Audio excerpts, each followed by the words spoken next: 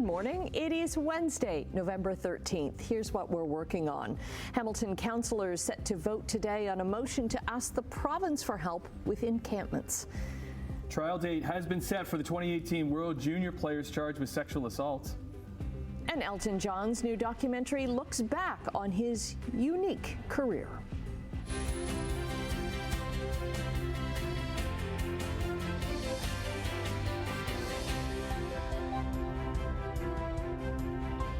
Okay, not too bad. Here we are almost in the middle of November. It's a little cold out this morning. Turtleneck season. Turtleneck, both of us. It is turtleneck season. Yes. Oh, we didn't even call each other. Didn't you? Oh, gee. Well, of course, if you called each other, you wouldn't have called me. just to sewer you. That's it. Turtleneck day without Brian. That's How it. can we make Brian feel left out? Yeah, that's what you do. It's it's just me, day late and a dollar short. That's all there is to it.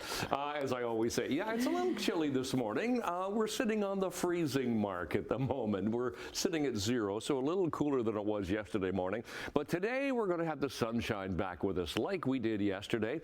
Yesterday we got to 7. Today we should get to 8 degrees, so a fairly nice day for this time of year. That's above seasonal for a daytime high. However, it changes tomorrow.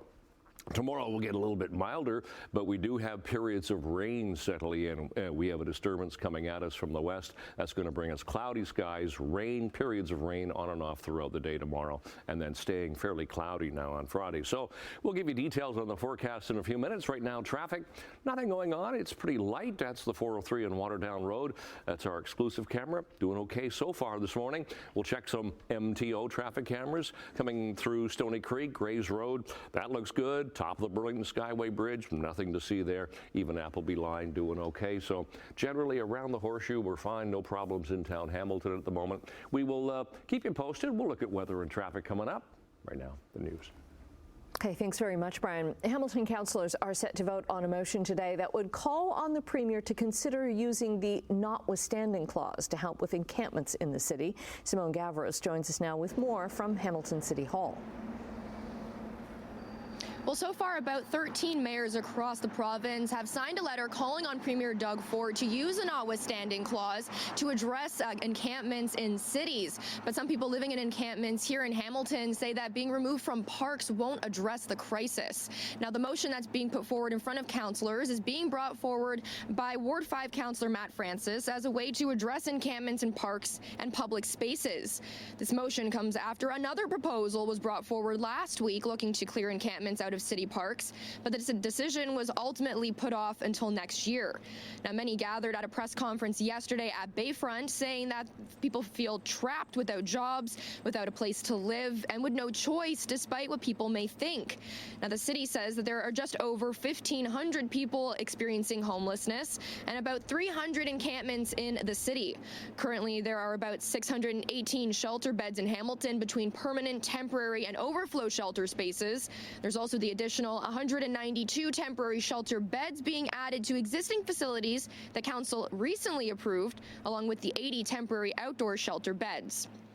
Now, the motion is being considered later today in front of council. That's all expected to take place this morning, starting at 9:30. For now, something's back to you, Tim. All right, thanks, Simone. Hamilton fire officials said they were seeing an increase in fires over the past few years, and nearly half of the blazes are happening in homes without working smoke alarms. Monday afternoon, a fire at this home on Liebridge Road West is one of the latest in Hamilton to happen. Now, Hamilton's fire chief said fires at structures are headed in the wrong direction, and 75% of them are in homes. He also says wards 2, 3, and 4 saw more than 50% of city fires. Local officials are reminding everyone that smoke alarms can save lives. Very concerned, because one of the things that is extremely disturbing is 50% of the residential occupancies that we're seeing fires in don't have working smoke alarms. You know, there's Hamilton Fire Chief Dave Cunliffe. And in a statement to CHCH, the Insurance Bureau of Canada said, to quote, "There are many factors that insurers consider when assessing the risks associated with a particular property. If one insurer, that is, deems the frequency of fires to be higher in a particular community, in theory, that could potentially influence the cost of insurance." The Ministry of Labor is investigating an industrial accident in rural Milton. There are reports that a person was crushed at a landscaping business late yesterday afternoon. We have reached out to the ministry for details and have not yet heard back. A teenager in Norfolk County has been missing since Monday. OPP say 17-year-old Avery was last seen at her school and as Waterford District High on November the 11th. They did not release her last name. She's white, about 5'5", with a slim build and long brown hair. Avery was last seen wearing a black hoodie, white track pants, a black winter coat, and slippers. Toronto police have arrested nearly 24 people after close to 100 shots were fired outside a recording studio Monday night. Rounds of shots. I thought it was fireworks. And I was like, no, I think that's gunshots. It was just like boom, boom, boom, boom, boom, and it's very echoing, very loud. He had to hit the floor because he didn't know where it was coming from. Toronto police say it's remarkable that no one was hurt. They say a stolen vehicle pulled up to the studio at Queen and Dufferin on Monday night. 3 people got out and opened fire on a group of people outside. Now, an unmarked police cruiser was in the area. This was on an unrelated investigation. They were able to box in the stolen vehicle. 23 people have been arrested so far. 2 are still on the run. Another gorilla has died at a zoo in this country. The Calgary Zoo says a 2-year-old lowland gorilla named Iare was injured while moving between back-of-house spaces at the zoo. The zoo's director of animal care, health and welfare says an investigation's been launched to figure out what happened. Iare's death follows that of a 52-year-old lowland gorilla at the Toronto Zoo late last month. Charles died October 30th, outliving other western lowland gorillas who normally live between 30 and 40 years in the wild. Trial date's been set in London, Ontario for the sexual assault case involving 5 former members of Canada's World Junior Hockey team. The trial is set to start April 22nd. It's expected to last 8 weeks. Dylan Dubé, Carter Hart, Michael McLeod, Cal Foote, and Alex Formanton were charged earlier this year in connection with an alleged sexual assault at a hotel in London in 2018. The players were not offered contracts by NHL teams during this past summer, which made them free agents. Dubé and McLeod both side with KHL teams, although reports indicate that McLeod is no longer with his team. And that leads us into sports. Let's get to the Maple Leafs shower. They were back on home ice looking for a 4th straight win without their captain, Austin Matthews, still out with an upper body injury. And after winning 3 games without him, turns out they could use his scoring touch. The chip back the other way. In comes Claude Giroux. Drops it back to Josh Norris. Shoots, scores! Josh Norris! 41 seconds in. Ottawa grabs the lead. Yeah, the Battle of Ontario is back, and the Senators got an early start. Josh Norris beating Anthony Stolarz in the first shot of the game, 41 seconds in, and that was just a wee preview of what was to come in this one. It wasn't much of a battle at all, as it was all Sens. They scored 2 more in the second, 43 seconds apart, and despite Stolarz maybe wanting a 3rd goal back that you'll see upcoming here, he played pretty well, making 38 saves. The rest of the Buds, not so much, as they were shut out for a 2nd time this season. Linus Ullmark getting his first donut as a member of the Sens. 3-0 in the final. Leafs, they're off to Washington to play Ovi and the Caps tonight. And holding it at the line, Pionk, he'll bat it through. Look at Valerdi, what hands? Valerdi scores! We're off to the Big Apple, where the Winnipeg Jets just keep soaring. Facing off against a very good Rangers squad, the Jets picked up another win thanks to some amazing work in front of the net, also capitalizing on opportunities, and then having a Vezina winner in the nets in Connor Hellebuyck. Jets win again, 6-3. They extend the best start in NHL history. They are 15-1. Wow. Empowering your teammates because you know your star player is rooting you on. Fernando with the hammer! To Milwaukee, and there hasn't been many highlights for the Raptors this season, but that was one. Bruno Fernando with a massive throwdown over Giannis Antetokounmpo as Toronto kicked off the NBA Cup, hence that funky-looking floor in Milwaukee, trying to halt a 4-game losing streak. But in more good news is Grady Dick. He's been great so far this season. He had a career-high 32 points last night. But the Raptors, they lose again. Giannis led the way. He had 23, 99, 85 the final. Toronto limps home winless on their 5-game trip. They're 2-10. Not good. This is pretty good, though. Baseball. And after Gold Gloves were handed out last week, with the Jays' Dalton Varsho picking up one for his stellar outfield play, Silver Sluggers were dished out last night, and a well-deserved Vladimir Guerrero Jr. won his second. So these are given to the best offensive player at the position. Vladdy won the AL Silver Slugger at first base for his 30 home runs, 103 RBIs, and .323 batting average. Juan Soto also won for his outfield play with the Yankees. The free agent is said to be meeting with the Jays this week, but we're not going to talk about that. To soccer, and we won't be seeing Bev Priestman on the sidelines with our women's national team, as she's been fired following an independent review that did confirm she directed, approved, and condoned drone surveillance at the Summer Olympics in Paris. In addition, assistant coach Jasmine Mander and analyst Joseph Lombardi were also fired. As Canada Soccer released the findings of the investigation, there was no evidence, though, that Canadian players had viewed this drone footage. So what about former women's coach John Herdman? He currently coaches Toronto FC. Well, despite saying that he would cooperate, he did not make himself available to investigators. But the review showed potential violations when he was in control of the women's and then the men's program, and he led that men's program to the 22 World Cup. His future as coach of TFC is now up in the air, according to some. Okay, let's ease you into this the 13th morning of November here. Wednesday morning, we're looking at traffic cameras first of all. We'll start with our camera, the 403 on Waterdown Road. As you head from Hamilton to Burlington, nothing to see there, both directions doing fine. MTO traffic cameras, St. Catharines first of all, and then around the Horseshoe, QEW 7th, St. Catharines fine. Grays Road, Stony Creek still looks good. Fairview Street, we always start to really bog down here, excuse me, as you're coming off the Skyway, heading toward Brand Street, but that's just volume. East of Royal Windsor looks good, and we'll give you one more here to Tobico Creek. No problems at all on the roads right now. To our temperature, temperature has just fallen a degree. We're now in the minus column to start our day. -1. The winds east at 11 make it feel like -4, so it's a chilly start this morning. We do have a mainly clear sky at the moment. For school today, it'll be a degree better than yesterday, but again, lots of sunshine. High of 8 degrees, but an easterly wind, 30 gusting to 50 for the day. We're watching that disturbance, that low pressure system out to the west. That's what's going to bother us tomorrow. But today, that ridge of high is going to help.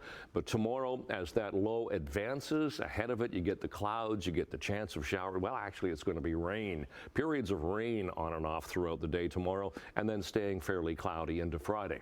Today's temperatures, 6, 7, 8 degrees. That's right around seasonal for this time of year. We'll have a fair bit of sunshine too. Some areas will have some lingering cloud. Tonight, partly cloudy skies again. Temperature will be milder. Not into the minus column, 4, 5, and 6 for tonight. And then tomorrow, temperatures a little bit better, 7, 8, and 9 degrees, but it's going to be a cloudy day. It's going to be fairly wet as well. We'll have rain throughout the day, periods of rain on and off throughout the day tomorrow. So as you step out the door on this 13th of November, it's a chilly start. -1, wind chill -4, but the skies are mainly clear. How about the long-range forecast? We'll check that coming up. Annette, Tim? Okay, we'll also check in with what's new in entertainment with Emily Vukovic. And in business, the city of Burlington is set to expand its transit fleet. The details coming up.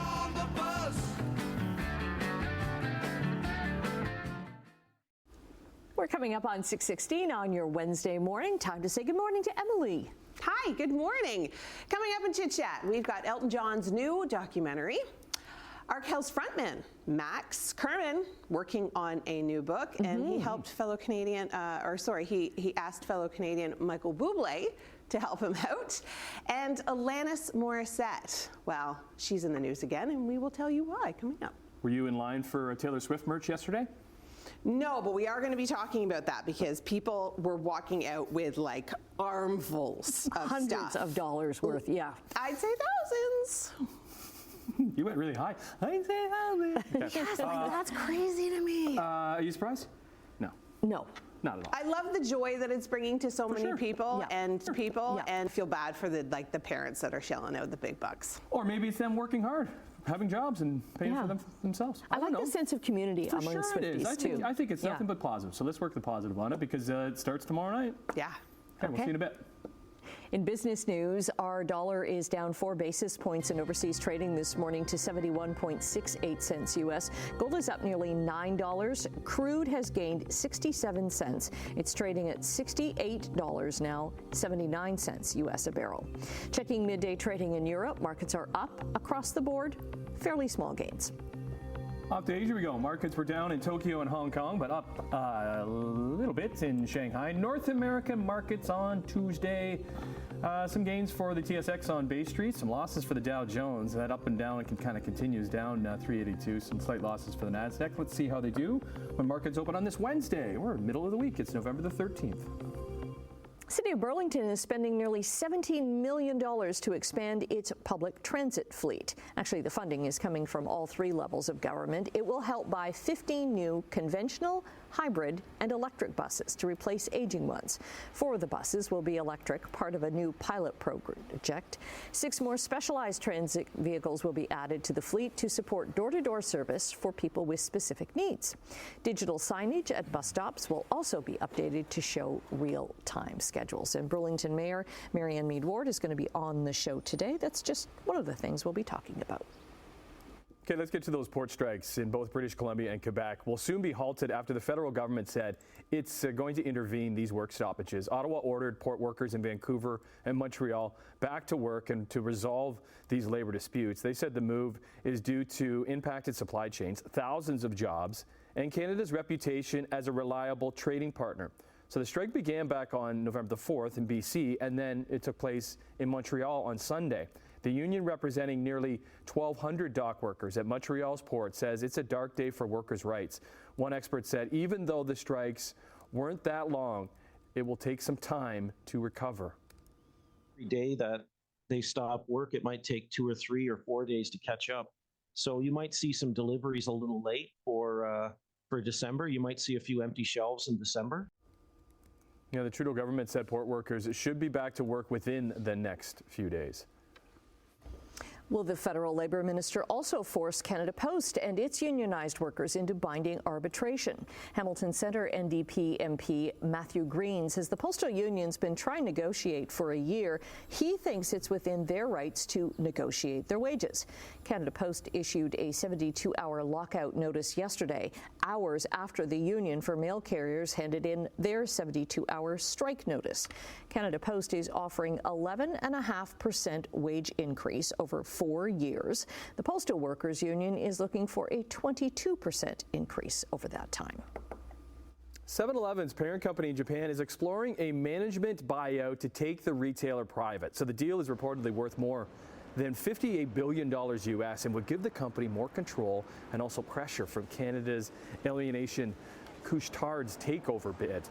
7&I has reportedly started seeking banks to fund this transaction, though it has not confirmed these reports. Quebec's Couche-Tard operates 16,000 stores in 31 countries. Back in October, it raised its bid to about $47 billion, which is 22% higher than its previous offer in August to buy out 7&I. Is it I or 7&1? Is it 7&1? I think. Okay. Yeah. Okay. Well, why don't we check on that? We'll take a break right now. We'll do that. Sure. Brian will be back with traffic and your 7-day forecast. 6:23 is the time on this Wednesday morning. Time for a look at traffic as well. Here's the QEW going through St. Catharines, east of Lake. There's no volume either direction. Nice dry road conditions this morning. Top of the Burlington Skyway Bridge starting to really bog down. This is normal volume building this time of the morning. Nothing at Appleby Line. Pretty much the same here at Sheridan. Toronto bound lanes coming towards us on that camera. And the 403 at Mavis, excuse me, Toronto bound heading away from us. That's looking good as well. We have no problems on the highways this morning. The problem we have is the temperature, particularly into Hamilton. We're sitting in the minus column now, -1. That is well, below seasonal for this time to start the morning. But we also have a wind, so that's giving us a wind chill of -4 is what it feels like. 0 Mississauga, 2 Toronto, 3 into Grimsby. So seasonal temperatures for this time of year, 0 for the overnight low, 7 for the daytime high, which is exactly where we got to yesterday. And those are our sun times and our records for today. And we should see the sunshine for the day today. We should have a sun cloud mix, and +1 for the first bell, and then for after school, sunny and 8 degrees. So it's going to become a fairly nice day going on. 5 degrees will be overnight low, so it'll be a lot milder tonight into tomorrow morning. But tomorrow, clouds. We're going to get periods of rain on and off throughout the day, so a milder day tomorrow. Cloudy skies going to linger into Friday and a high of 7. Saturday, for the Santa Claus parade, we've got parades going on Saturday for Hamilton, Niagara Falls as well. Nice day, sunny and 10 again on Sunday, and then some showers push in for Monday. That's your forecast. Annette, Tim. Okay, so a book has been returned to a library in Boston. It was a little overdue. 51 years overdue. This copy of the early work of Aubrey Beardsley was checked out in 1973. It's a 19th century book of illustrations. The executive director of the library that it came from says the return is a, quote, reminder of the enduring value of libraries. The fine for such a late return, almost $2,000 US. However, that library, like so many here in Ontario, they suspended late fines in 2020. This book is now being kept in the library in Worcester, Boston, but is only available to view in the building. Why did they get rid of late fines? It was kind of like it was a shaming thing because so many people can't even afford library fines, so it was to level out the playing field.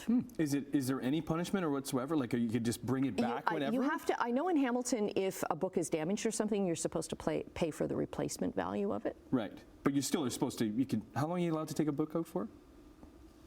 I've been known to have one out for a couple of months. It's still on my table. Not now. You used to always get a reminder. A subtle reminder. Yes, okay. yeah. Well. No, but it's great. A lot of libraries across the province have stopped with the late fees. Yeah, well, that's good. Yeah.